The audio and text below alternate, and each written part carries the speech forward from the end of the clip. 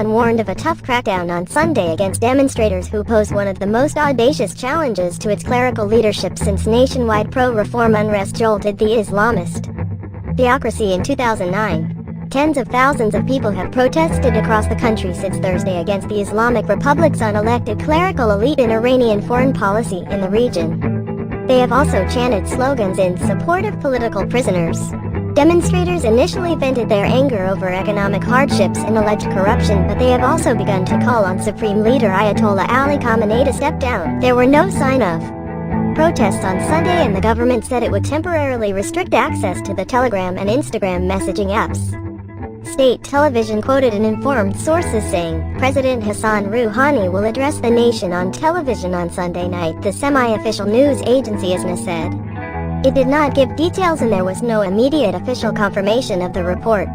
An Iranian reached by telephone, who asked not to be named, said there was a heavy presence of police and security forces in central Tehran. I saw a few young men being arrested and put into police van. They don't let anyone assemble, he said.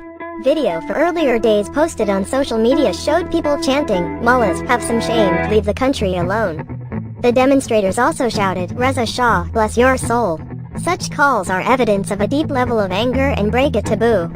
The king ruled Iran from 1925 to 1941 and his Pahlavi dynasty was overthrown in a revolution in 1979 by Ayatollah Ruhollah Khomeini, the Islamic Republic's first leader. The protests are the biggest since unrest in 2009 that followed the disputed re-election of then-President Mahmoud Ahmadinejad. Demonstrators denounce high prices, corruption and mismanagement. Unemployment stood at 12.4% in this fiscal year, up 1.4% from the previous year. About 3.2 million Iranians are jobless, out of a total population of 80 million. The demonstrations are particularly troublesome for Rouhani's government because he was elected on a promise to guarantee rights to freedom of expression and assembly. His main achievement is a deal in 2015 with world powers that curbed Iran's nuclear program in return for a lifting of most international sanctions. But it is yet to bring the economic benefits the government promised. Those who damage public property, violate law and order, and create unrest are responsible for their actions and should pay the price. State media quoted Interior Minister Abdurreza Ramani Fazli as saying, Ali Asghar Nazarbakht, Deputy Governor of Tehran Province, was quoted as saying by Tasnim news agency that some protesters had been arrested on Saturday.